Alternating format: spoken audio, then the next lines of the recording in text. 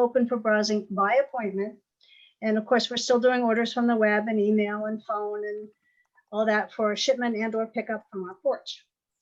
And for tonight, we're going to ask you to keep your video off and your audio mute, because otherwise it gets really distracting.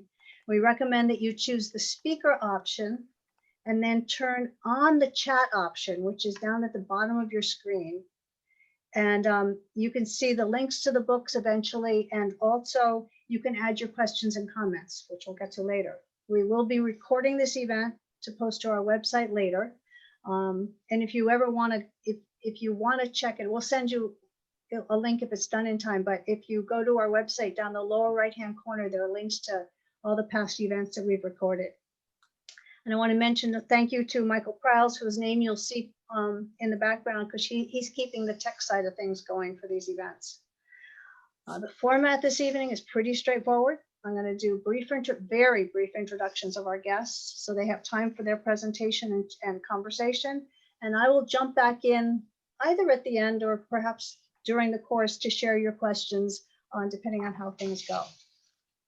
So tonight we welcome Paul Madonna, and he holds a Bachelor of Fine Arts from the Carnegie Mellon University, and apparently, I learned, was the first ever art intern at Mad Magazine.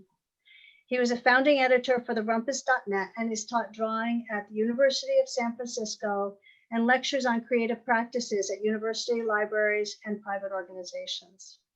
Paul is the author of 5 books and 3 series, and his drawings and stories have been published in books, newspapers, and literary journals such as City Lights Books, McSweeney's, and the San Francisco Chronicle.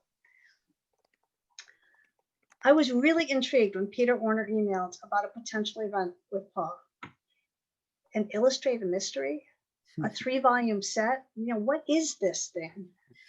So Come to Light is a mystery, and it's also a lot of other things, which we'll find out about tonight. But in a PW review, a PW Publishers Weekly reviewer wrote, Madonna captures snapshots in time as he explores the relationship between image and text that's so gorgeously rendered in Madonna's precise yet fluid pen and ink style.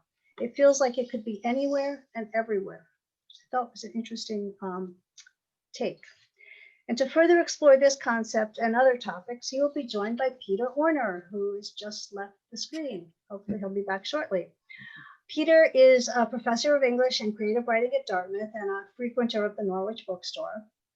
He is the author of 2 novels and 3 story collections, as well as a collection of personal essays. In addition, he is editor of 3 nonfiction oral histories. His most recent book, Maggie Brown and Others, Stories, garnered rave reviews. In fact, the New York Times listed as one of the 100 notable books for 2019. It has just been released in paperback with a new cover, which is pretty cool, very different than the old cover. And without further ado, I'm going to turn the evening over to the 2 of you. I'll start, Paul, if that's cool. Thank you, Liza. I'm out of breath because I forgot something downstairs, so I am in my daughter's room tonight, hiding out from my family.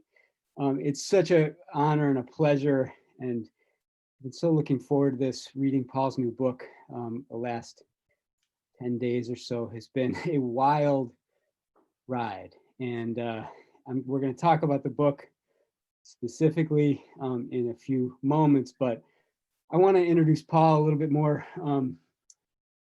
Additional things. Paul is a legend in San Francisco, where I lived for about 19 years before moving out here to Vermont. And I have to say that when Paul's work appeared in the San Francisco Chronicle, among many, many other places, but All Over Coffee, which was a strip that ran, a series that ran in the Chronicle for 12 years. It's almost hard to explain to people who didn't live in the city at that time what it was like to open up the Chronicle and experience All Over Coffee. It was a kind of like almost like a unifying thing in the city. It was, and Paul is going to show, I hope, a little bit of work from that era of his life, and also this new book recalls some of the drawings from All Over Coffee in a way, at least stylistically. But I just wanted to say that it's a rare thing for an artist to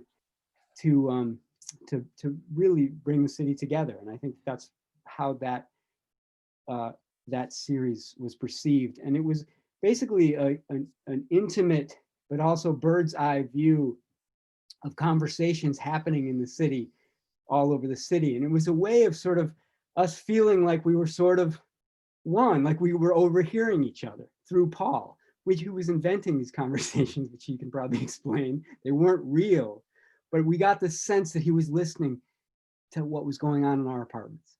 And it was a very, very special thing. And as Liza mentioned, Paul's the author of 5 books, and we're here to celebrate Come to Light tonight. But I wanted to mention that, and also in particular, Everything is Its Own Reward won the Northern California Book Award, and Paul has a brand new book in addition to the current book. Is that okay for me to say, Paul? Called Spirits of San Francisco, that he illustrated with our mutual friend Gary Camilla, who wrote the book, and it's all about the city of San Francisco in ways that only these two can see it. And that's a wonderful brand new book as well. But we're here to talk about the mystery come to light. And I had a couple other notes here, just to say that I wanted to give an example of the kinds of conversations that we would overhear. And we're going to talk later about Paul's ability to capture conversation between people. But here's just one of my favorites from the Oliver Coffey series. He was a shark of conversation. If he stopped talking, he would die. And then, so that line of dialogue is over this gorgeous drawing of a building in the city. And there's so many others. I have lots of marked here, which I'll just say one of my other favorites, and I don't even know why it's my favorite, but maybe you can see it. Raymond, where are you? Raymond, where are you? It's just like completely random and beautiful. And I always think, Raymond, where are you? At any rate, let me start, Paul, by asking you a question about your background and sort of where you're coming from, to those in the Zoom call that might be new to your work. You write beautiful essays as well as fiction, in addition to the illustrations you do. And in one of your essays, you wrote, "Telling stories was a major faux pas in the fine arts education I received. Stories were for the masses. The implication being that you had to please people who didn't understand what they were looking at, then care about how they responded. I did care about how my work was received, though. I had ambition. I wanted to be successful, and ultimately success is hinged on people liking what you do. But I was also stubborn and wanted success on my own terms. It was a contradiction. How do you care about what people think, but continue to make work for yourself without letting others' opinions overly influence you?" That's great. I mean, I have a lot to say about that. Do you have a specific question about it? You want me to just go on? You know, I want you to talk about how you're specifically, what is it about telling stories that attracted you, in addition to, you know, the fine art that we all know you do? Well, some of it began with the objects themselves, the nature of a book versus a drawing or a painting. At Carnegie Mellon, I was studying as a fine art, I was a fine art major, but I was studying as an oil painter. And the experience of the audience going to see a show, an exhibition of paintings, was, you know, I thought about that experience. You know, you have a group of people and they go to a specific location, often a fairly sterile location, you know, that could show off the work. They interact with one piece of artwork, and that environment is beyond their control. And then I thought about the book as an object, and it was the complete opposite. You carry a book around with you. where else, what else do you interact with other than possibly recorded music where you can be naked by candlelight in a bathtub? There's no place else that you're that open and willfully vulnerable to receive artwork, to receive creativity. And it's the complete opposite of being in a gallery situation or a museum situation. Now, it's not to say that there aren't benefits, there's social benefits, there's all these things, but when we're making these decisions about the mediums that we want to practice in, at least for me, I thought, where do I want my audience to be? And also, what kind of audience am I? And why, I'm sort of one of those ambivert people that when I'm alone in a room, I'm perfectly happy to be an introvert. When I'm out, well, I'm happy to be out for a little while and then I run off to a room again. But, I've always got a book in my bag with me. These days I've got one in my bag. I've got one or two on my phone that I'm, or tablet or something. And just that idea that we can be alone with an object and it can be ours, this interaction, that was really the beginning of my knowing that I needed to write. But I had been writing stories since I was 8 years old. In fact, I always wanted to be a cartoonist for as long as I can remember. And cartooning is about writing and drawing. So it was really about an awakening to knowing that, oh, this thing that I thought about, making cartoons it's not incidental. It is actually part of the art form, and I needed to embrace it. And so I'm going to cut to come to light, but I want to double back to a few things later. But, I'm just interested in this idea that, first of all, that storytelling was somehow a faux pas, but you wanted to go there and combine the beauty of your drawings with storytelling, with words, which I always, as a fiction writer, it's a clunky to me. Like, I'm like, if I could do what Paul does, you know what I mean? And so I'm interested in the draw between the two, two kind of modes of creating. And what I think Emmett Hopper in this new book, in a way, embodies this notion, right? He is an artist, and yet he's the narrator of this incredibly wild story. I'm wondering, in particular, what it was like for you to write from the point of view of an artist. Okay, there's a prose book from the point of view. There's a lot there, so I want to jump back for a moment, and I'll try to be succinct because there's so much I want to answer there. I had a friend in college, my friend Mark, who was a composer, and he used to be so envious of 2D artists because he's like, you can hold that thing.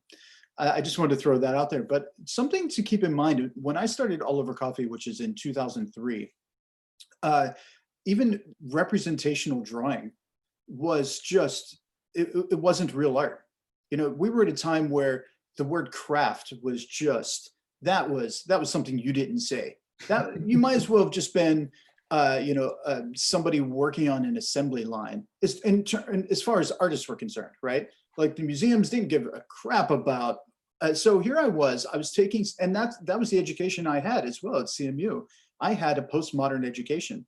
So here I am, really interested in traditional techniques and drawing, and then I'm going to start putting words with it. So in a way, I was kind of like, they don't want me anyway. I might as well just do whatever I want. And I think there is something to that. It's interesting. The world kind of catches up to you sometimes. But then to talk about Emmett, when I wrote the first book, this could be seen as a sequel, but you don't have to have read the first book to read Come to Light. And in a way, I think it's actually better to read Come to Light first because it'll make that first book even more interesting. But when I wrote the first book, I was concerned that everybody would perceive Emmett as being the thinly veiled biography of me. So I tried to make him different. And in a way, I screwed some things up with him in that first book, but I corrected them here, and you'll figure out how I did that. That was one of the things that for me make this book special, is how I gave up worrying about whether people saw me as Emmett, because we're not the same person. However, I got to give him qualities about the artist's life that I enjoy. And then also some of the things that can be a little bit fantastical about it. I could let him run with things that, you know, as a business person, as a professional, I get tied down by a little bit more. So, but I knew I had to write a second book because I came to know him so well that I really do see him as a person. And one of the, I mean, there's so many things about him that I find fascinating. And one of, again, just sticking on the idea that I don't know how many prose books I've read from the point of view of an artist, of a point of view of a visual artist, Mm. to be honest. And so I was thinking about that. I was especially interested when he does, when he kind of own, you know, when he's willing to talk about his work and his influences. And, you know, his name is Emmett Hopper for a reason. And I thought I wanted to ask you about this. It's sort of, we should say, and I hope you'll show everybody what we're dealing with in terms of physically the book. We have a Yeah. 3-volume set I have from the one right here. list. Yeah. Oh, good. And I'm reading now from volume 1, and this is Emmett. Again, he's on a mission to figure out a very mysterious, you know, to understand what has happened recently in his life. And I don't want to get too particularly into the plot, but there's a moment where he talks about Hopper, the artist, Edward Hopper, and he's explaining, and he says this. He's talking about shadows and Hopper, and just I'm getting real specific here, but just to give Yeah. people an idea of who the kind of specificity of character we're talking about with Emmett Hopper, who's got all these other things going on. He's a former rock star. There's a lot of other things. And here he is talking about very granularly about art. And I found this extraordinary, this passage. I guess I'd stopped looking at him after I started my own observations. And when I went back and studied his paintings, it was glaringly obvious. Shadows fell at different angles and different lengths, and there would sometimes be multiple light sources. I'd never before realized, but having learned through my own observations how light and shadow behaved, I was now able to see it. Basically, that Hopper is manipulating shadows. Well, so yeah, for those of you who don't know, the mid-century painter Edward Hopper was a big influence for me as a young man, and learning to paint. And you know, his sense of light and place is just astounding. And so that was why I named Emmett. Emmett is the character was born Edward Emmett Hopper. And when he figured out that he wanted to be a painter, he changed his first name to his middle name. So that's where the origin of Emmett Hopper comes from. And there is this wonderful experience that I went back after years and started reading about Hopper, and read that he said that he didn't care about the real light source. What he cared about was painting how it felt to him. And interestingly, when I began All Over Coffee and I began drawing cityscapes and drawing from life again, and really just focusing on the light, that was what I always said too. I want to draw how this feels, but I was doing it completely differently because I care absolutely about the light being correct. That is everything for me. How those shadows fall, how the reflected light illuminates a dark corner. Those, you know, being out in the world and observing that, I want to do it because I don't want to make it up. To me, what is happening naturally is more beautiful. And I think it's interesting how two people can have similar aims. They can say, oh, I want to paint this the way it feels to me, but we can do it in polar opposite ways. He wants to sort of disregard some of the things that are happening in natural life, and I am intently focused on them. And so, you know, to be able to give that to Emmett, to have as his own experience as well, is the way that I think, communicate something really unique to the reader, because that is something that only one can have by personal experience. But it doesn't have to be mine. You know, I don't have to worry about it. Oh, was that Paul's experience or Emmett's experience? Doesn't matter, right? The illumination is illumination. And again, just to reiterate, we're talking about a mystery here, especially. Right, there's a plot here. Right, and it has to do with the disappearance of Emmett's wife 6 years earlier, and all sorts of entanglements in multiple continents and multiple countries and multiple cities. I'm just wondering if you could, and I'd love it if you showed some work, but to Sure. explain to people. But while Emmett is telling this story, he is working, he's drawing Right. constantly, always, and in different styles. And that it's an element of for me as a reader, it provides this weird sense of propulsion. I'm very engaged with the narrative. I'm very engaged with him as a storyteller and his his quests, right? But then I'm also watching him create in a different way. Well, there's something about doing an illustrated novel that just because I can draw does not mean I can let the story just lapse. And the important thing is that the story has to function whether there's drawings or not. And that is integral. And I love plotting. I mean, it can take me a long time to figure some things out, but it really goes to my nature to sort of weave and create layers and then tie things back together and then have them come neatly around. And so, and then at the same time, just because there's a really solid story doesn't mean that the drawing should be incidental. And that's what I'm really trying to do with this new form of illustrated novel, which is that both have their own essentially storyline. The drawings unfold. The character is making drawings. He's showing them to us as he's making them, and they're being affected by the events that happen in his life. So I'm going to screen share because there's something I want to demonstrate. So you can see this on your screen, right? So this is the box set with 3 volumes. Whoops, excuse me. 3 different covers. So the thing with the 3 different covers is that each volume has a different set of drawings in it. And it's because where Emmett is in the story and the events around him are affecting the drawings that he's making. So I'm just going to show you some of the different type of drawings that are in here. This is the image that sort of defines the first volume, Order Chaos. And this is Gaudi in Barcelona, Gaudi's Park. Here's a pencil drawing.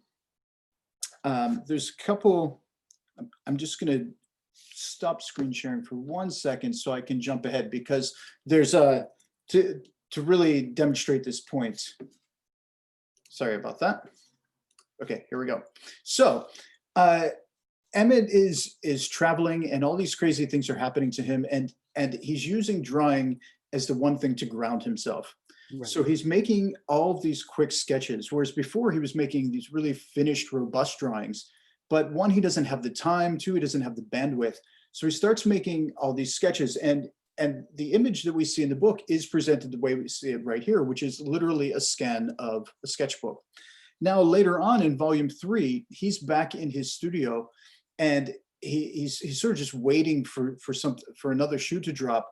And so he starts doing finished drawings. And this is the finished drawing from that sketch. I'm going to show you another one. This is Rio Maggiore in Italy, Cinque Terre, from the west coast of Italy. So this is the pencil sketch. Now, this original drawing I did at 5 feet wide. So here's the pen work that for a 5-foot drawing.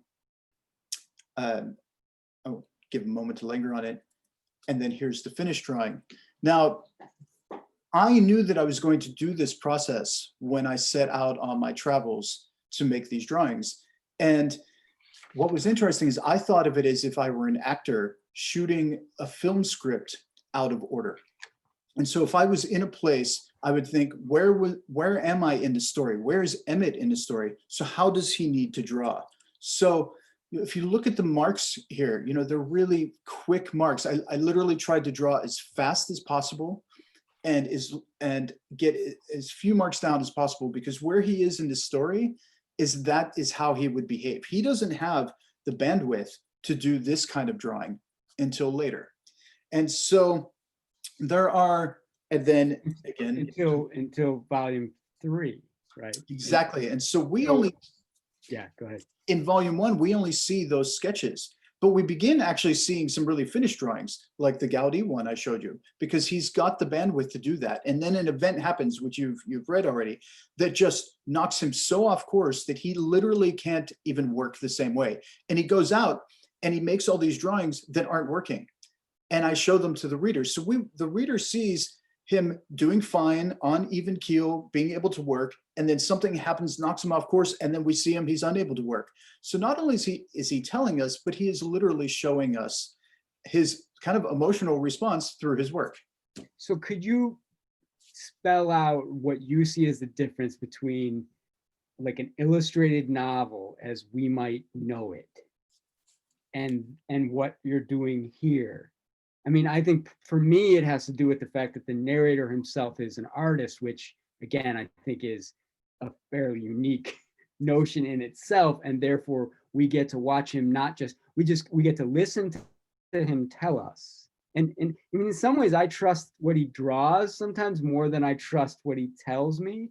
I'm wondering just, you know, how that evolved in your head, just taking a step back. How did you come upon that? And this is, again, the second novel in this series, but it seems to have evolved to a different place here. I love this question because I think it is really important. One, I was looking at the detective genre, and I'm a huge fan, right? It's what I read a lot of, and I have never encountered an artist protagonist. You know, we have all sorts of amateur sleuths, people who fall into the mysteries, but I had not encountered an artist. So that was an interesting point of view to write, since one, Isn't that strange, Paul? It Don't is. you think? I mean, like, I wonder not though, like artists are that not uncommon. You know what I mean, right? but I wonder how many of them are writing detective novels, right? And so that's the interesting crossover. And then to answer your question, this is the best way I can describe. First of all, for those who don't know, it's not a graphic novel. A graphic novel is essentially a literary adult comic book, you know, well-written, full-length story, but we're seeing graphic panels of things happen, which is different than an illustrated novel, which is a novel with images. Now, the way that I have always thought of a novel, an illustrated novel, is on page one, we read about a couple having their anniversary romantic dinner at Paris at sunset. And we turn the page and there's a drawing of a couple holding hands, bottle of wine, the Eiffel Tower, and the sun going down. And to me, that's redundant because the author has told us that in words. And the wonderful thing about prose and good authors create images in our mind. They allow us to fill in those blanks, and those images become personal to us. I also think it's why it's difficult often to see a film made out of a book we love, because a filmmaker has defined who those people are. They've defined the colors, the mood, but we know the color and the mood because we own it. That story's ours. We feel a little betrayed. So, and somebody doing a drawing of that scene we were just shown, why steal that from the reader? Also, why waste the page? If you're going to show us an image, give us something that the text cannot. So yes, while Emmett might talk about the difficulty he's having, oh, his pen nib breaks or something, but you're right, what we see happening when we see him drawing, we understand that emotional tenor. So again, the drawings have their own life. And they're very much a part of the plot. I mean, there's at one point, he said, I do one of my best drawings I've done in a while, and for a moment it makes me happy, then the moment passes. It's like, you know, there's something about, and again, it's the tension that I think you've created in this book between prose and illustration. It's like this sort of tug that each has on the narrative, and they somehow interlock in a way that I'm still trying to get my brain around, really. You know, because it just, like, the fact that you have the ability to then just kind of totally, like, take an entire page and give us the visual that's in his mind. It you know, it broadens him as a character in a way that, again, I think I find just not only unusual but very inspiring. Thank you. And you know, so yeah, there's so much I want to ask you about the story and how Please. you developed it. And I think, I know you travel a great deal, and travel is a major component of aspect of this story. Emmett is in many different places. How did you conceive of, and I don't just mean the plot, I mean the story. How did you originally conceive of the story? Well, this story, I mean, it started with the first book, Close Enough for the Angels, which I wanted to set a book in Southeast Asia. And after having done All Over Coffee for 7 years and done 2 books, and I had been traveling a lot, like Everything Is Its Own Reward has, I think, 9 different countries, drawings from 9 countries in there, but it's still seen as a San Francisco book. And I really, for my own personal growth, I needed to go to other places. And some of it was to challenge myself, to draw differently, to look at different landscapes and figure out where to put myself and how to draw them. So for the first Emmett book, I knew the story, which was he was making a book as he was reliving a really traumatic event that happened to him, which is that his wife had gone missing. So he goes back and he revisits all the places he had been as a way to sort of, it's a salve, right? So if he could be there, he could ground himself, and by looking and he would draw the picture and write the story. And so that book, I think it functioned on a little simpler level, a more simple level than this one does. And we don't know that, and I don't feel bad about giving it away, but we learned it throughout the book that, oh, this is what he's doing, and then it starts to come together. But for this book, we pick up in Thailand. The first chapter is in Thailand, which is where the last book leaves off. Now, again, I cover enough of what happened in the last book that we can begin here. And I also give away some things that we wouldn't know about the first book at all. So there's this real insight. And I knew that I wanted him to end in Amsterdam. That's all I knew. He had to get from Thailand and end in Amsterdam. And I had a retrospective in the south of France, and that had been on the books for a couple of years. So I knew that was coming up. And having set a book in Asia, I wanted to set the next book in Europe. So and then the retrospective came up, and so it was just really fitting. I was like, okay, well, a big part of this book is going to take place in France.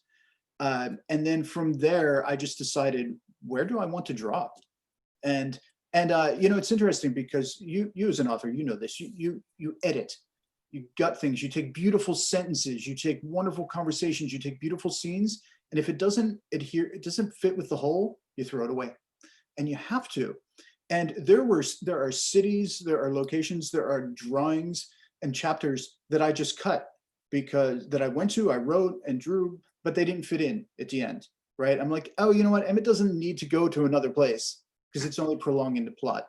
And so overall, the story had to dictate everything. Right.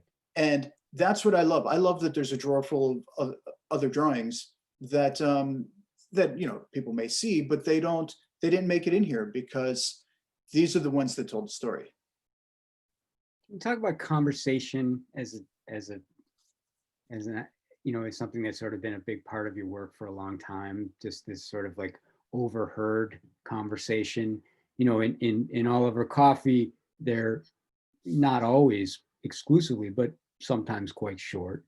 And here, Emmett's interactions are, it's almost like I see the book in some ways built on his various conversations as he's trying to get information, but it's person after person he's sort of colliding with. And as a reader, I'm just like going along with him and meeting so many people and seeing different sides of him through conversation. But is that something that was conscious to you, that you just were thinking in terms of him talking to people? Yeah, and I really try to adhere to the idea that, like, don't bore the reader, and that if a scene is happening, it really needs to reveal information. It might be funny, I might be writing a funny scene or something banter, but if it doesn't really reveal anything about character or progress the plot, then it needs to be reworked. And it's an interesting comparison to All Over Coffee, because All Over Coffee was essentially everything that would be cut out of a novel. Right. And that's how it began. So All Over Coffee began because I was writing a graphic novel And it wasn't working. One, because I was tired of making things up in my drawings. And two, I wasn't quite developed as a long form writer yet. And so one day as an experiment, because ultimately I'm a studio artist, right? Like I like to come in, I play with things. And if it's not working, you break it and see what happens. And so I took all the little side stories that I was trying to shove into this long form narrative that wasn't working. And I said, well, let me do something with all the little stuff. So then I'll feel good about not using them in the long form. And that, I mean, it's a very roundabout way of saying that's how I started All Over Coffee. I started taking drawings and I would take one or two sentences and just put them together. What happens if I do this? And now what happens if I put a different sentence with that? And suddenly it looked different. It felt different. And it became this experiment where I would just lay things out in the studio, and I called it my David Bowie, like cut up method, where I just started moving stuff around. What happens if I put this drawing next to this drawing and this sentence after this sentence?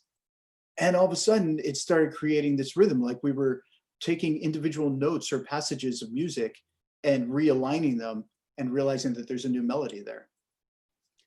I want to make sure we have time if people have questions, and I know people want to see more images. And in fact, Sure. I see Lanier saying that his mind is blown. So if you could show more stuff, that would be great. Yeah, let's do it.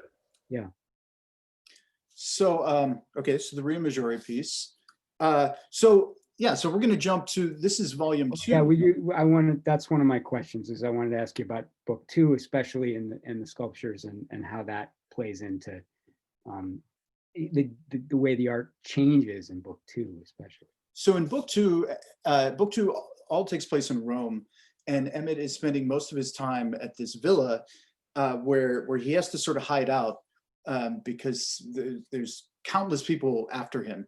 And he discovers these assemblage sculptures planted around the house, and he really falls in love with them. So he starts drawing them. And because he's in this place where he has a lot of time, he can focus on them more intently. And rather than make the sculptures myself or just go out in the world and find them, I went to a friend of mine, her name is Diane Hoffman, who is an assemblage artist in San Francisco. And I know a lot of her work begins with story. And I said, Diane, would you make pieces for this character? And so I gave her a synopsis of who the character was, and she made a whole body of work. And she made a couple pieces, and we would talk about them and learn more who Anthony, the character, was. And I'll show you a couple more. So here's one of her sculptures, the actual piece. And then here's my drawing of it. Now, the interesting thing is, for me, is, my cityscapes, they might look really detailed, and they are detailed, but they are far from perfect. My lines are squiggly, they're all over the place. And then you see the other drawings that are in the first volume, which are super loose sketches. Well, when I was drawing Diane's work, I had to be the most precise that I've ever been, because for me, I needed the reader to see her sculpture before they saw the drawing. And so here, I would literally just set the drawing up on my table, light it, and then just try to render it as exactly as I could. Now, is this different when you're making your cityscapes? Are you not working from an image? What's the difference? I'm starting on site, and So you're out there on the corner. Yeah. And I'm taking reference photos for light and shadow, but you can't really line up a photograph to one of my cityscapes. It just doesn't work, because while it looks real, I'm drawing from sort of the perspective of the eye and not the perspective of the camera. But we do that in our minds. Yeah, we do that in our minds. I mean, I see your cityscapes and I see a familiar corner in the Mission, for example. And so for Diane's pieces, there were two things about it that I love. Sorry to drop the ball, Peter. I just wanted to continue. No, stick here. Yeah. Which is that I got to show the reader a different type of drawing, and I got to show them somebody else's art. And that art is something that he finds in the story. So again, it's digging in another layer. And then we learn the story of Anthony. I mean, in volume 2, while there's the whole plot of what's going on with Emmett, there's a subplot of this character, which is a very sort of touching and poignant story, I think, that we learn. And then we realize, oh, that's who made these sculptures. And now the sculptures have yet another meaning. And so it was a way to break myself as a creative person out of my routine and to make a different type of drawing and to have another level of the plot. Now, the third thing I want to show you in terms of images is the story in Rome. There's it's called the flooding of Piazza Navona. And it was this event that happened every year for a few years that was put on by the royalty, where they would flood the piazza and stage naval battles, recreate naval battles. And it was basically like a parade. They had horse and buggy, and they would fancy them up the way that we do floats in parades now, and it'd have like a 2-day festival. And so there was all this artwork made about the flooding of Piazza Navona, and that factors into the story as well. So Emmett, these paintings are hanging in the villa, and Emmett learns about them. So I found some of the paintings and prints that I could use and I could recreate, or excuse me, I could reproduce. So I printed the actual paintings in the book. So now we go beyond just the drawings that Emmett makes, or even the sculptures that somebody else fictionally made, to actual paintings that exist, and then they factor into the story as well. That's one of my favorite parts is the flooding of Piazza Navona, and the way you work with that is remarkable. So can you talk a little bit about how you made that drawing? Oh, well, the Piazza Navona isn't mine. It's an 18th century painting. Right, but he is riffing off of it. Right, he's riffing up. Yeah. Yeah, I'll tell a bit of that. So he meets this woman who puts him up in the villa because she's tearing apart a fountain late at night. He's drunk. He comes across this woman, and she's got like a giant wrench, and all of a sudden water just starts going everywhere. And that's how they first meet. And so he just thinks, okay, this woman. Then she takes him back to the villa and puts him up. And turns out she's kind of like Roman royalty of modern age. So she's able to shelter him from like the government, the police, and other people.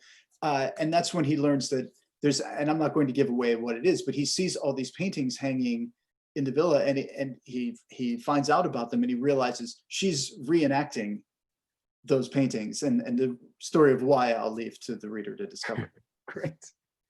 I want to ask one last question. I want to follow up later after other people have a chance, but it struck me that you were having a great time with this, and I feel like, can you speak to that? Was it as fun as it seems to me?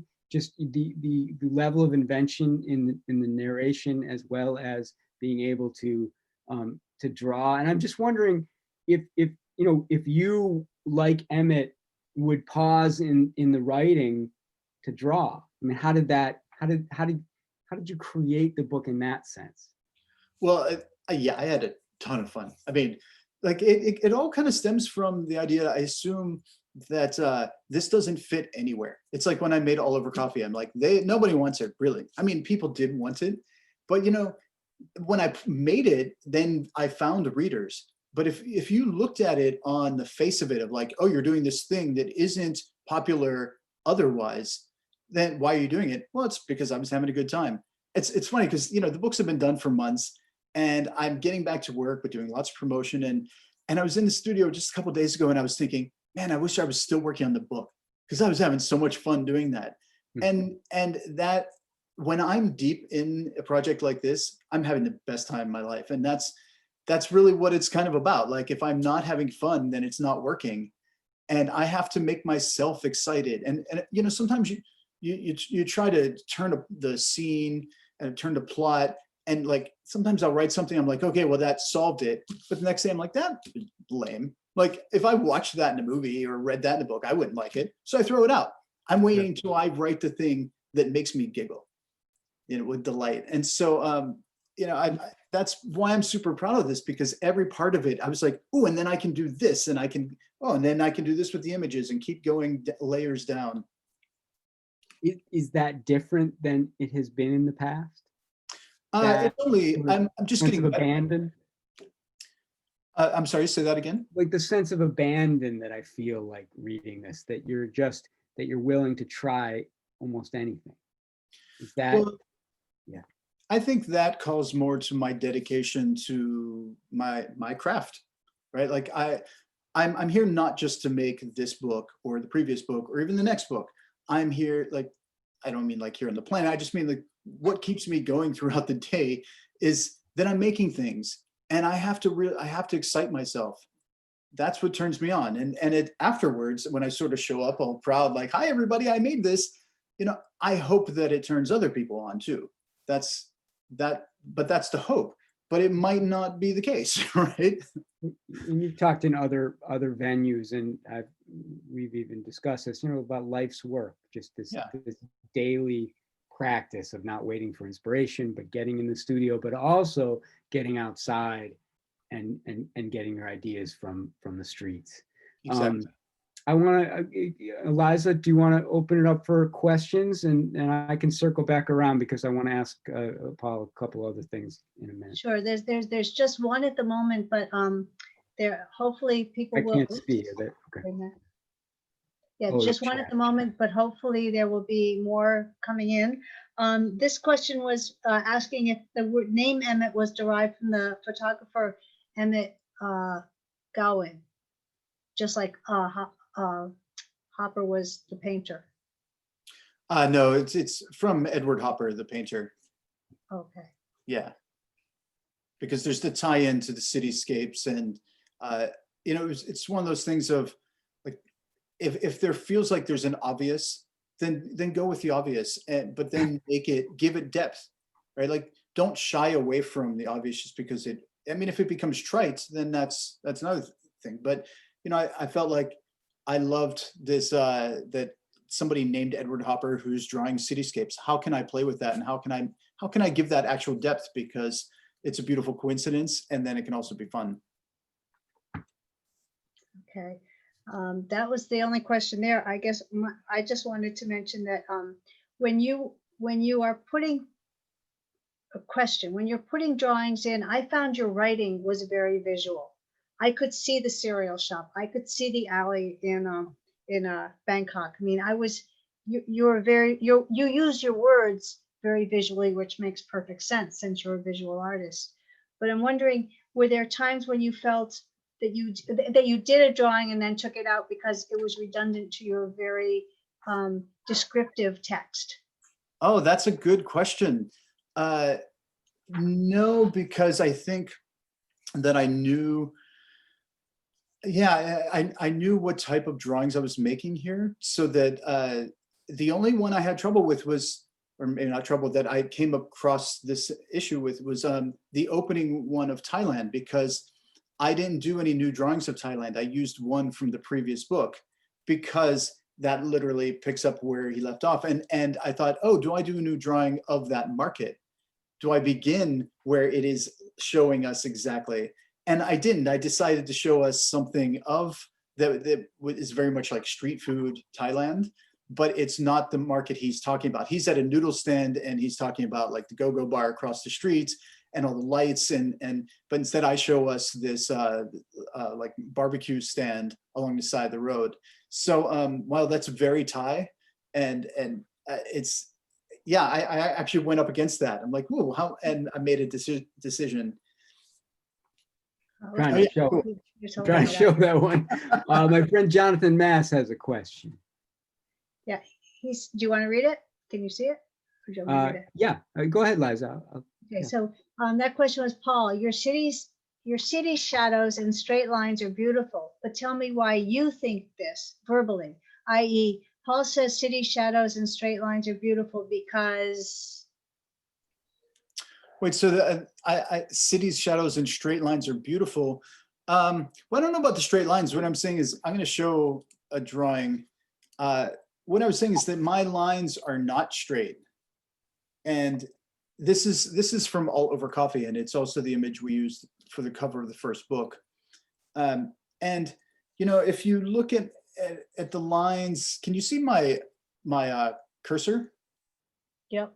You can. Yep. Okay, good. So like, look at the way these windows sort of fall. They're super wonky, and they're really cartoony. Like, at the end of the day, I feel like I'm still a cartoonist.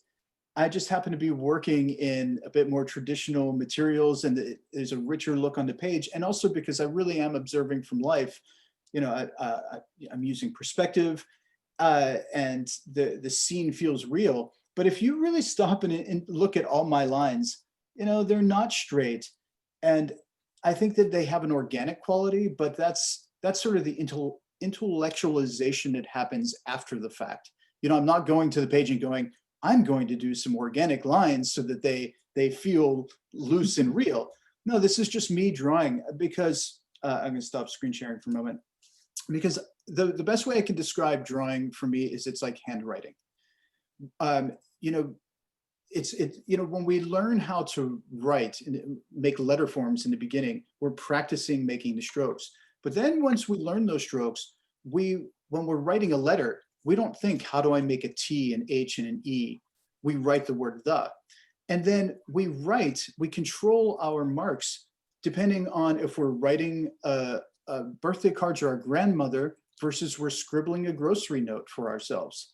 We write the same words in a different way because of context. And we have a control that we instinctually meter out.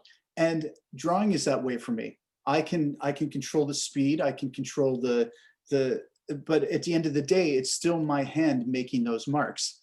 And that's what I love about, those doing those sketches. I hadn't sketched like that in at least a decade for those early drawings. I had to go out and say, okay, Emmett's breaking down, he's doing loose marks.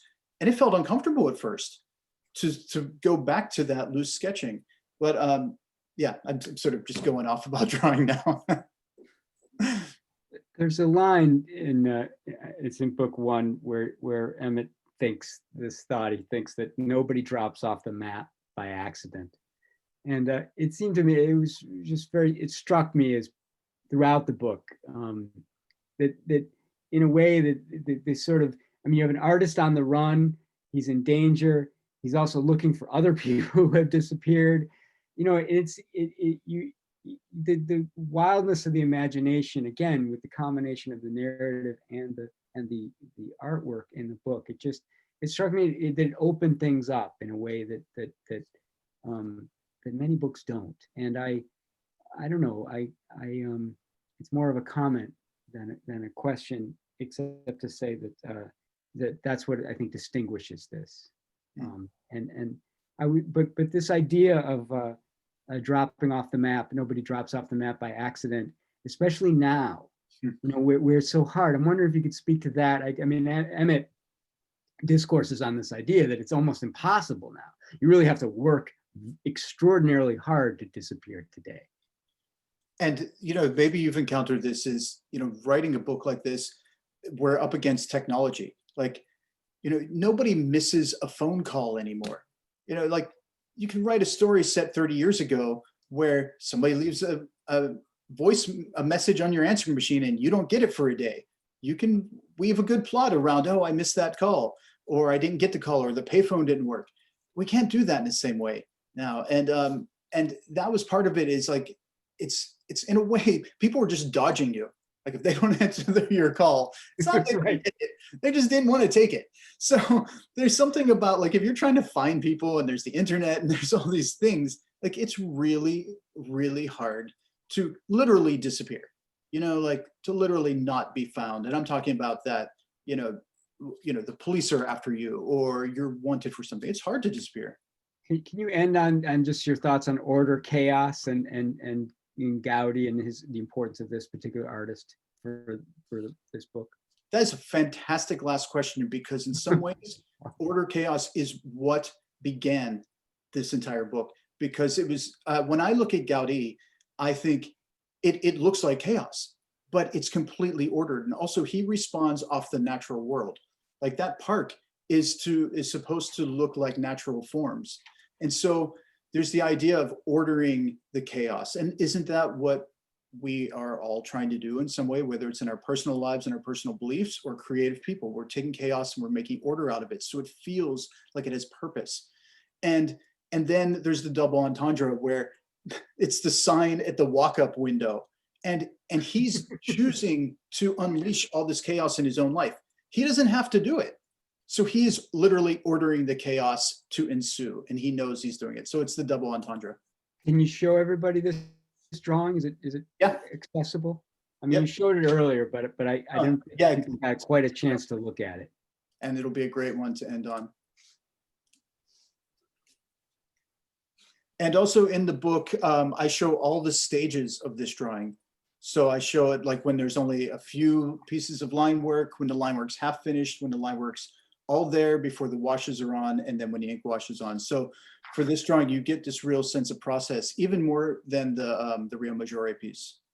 And there is actually a snack counter in this. And that's what, and you know, the sign there was actually, you know, what you buy at the snack counter, but I just thought it would be funny. Oh, you walk up to the window and you can order chaos. What was it like to draw something this architecturally sort of whimsical in its own way, right? I mean, there's a, what's the word that where you create art off of art? Oh, yeah. Well, I'd like to know that because that's what I'm trying to do throughout the whole book. When somebody writes a poem about a piece of art, I'm forgetting, somebody here knows though. Jonathan, you know.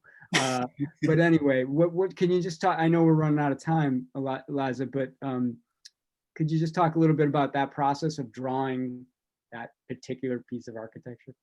Well, it's similar to when I wanted to draw Diane's pieces. I wanted to get out of the way, you know, and that's my role. Isn't for you to see me or my marks. My role is to show you that site first. You know, that's if anything, I try to have no style or as little style as possible because style often gets in the way. I think it's the same with writing too. You know, like you shouldn't hear the sentences. The sentences should work together and create an image. But you know, like I said earlier, traveling, and I didn't fully answer your traveling question, but traveling is wonderful because it forces me to really wake up and say, what am I looking at? I've never drawn anything like this before. How do I render it? And in order to render it, I need to see it.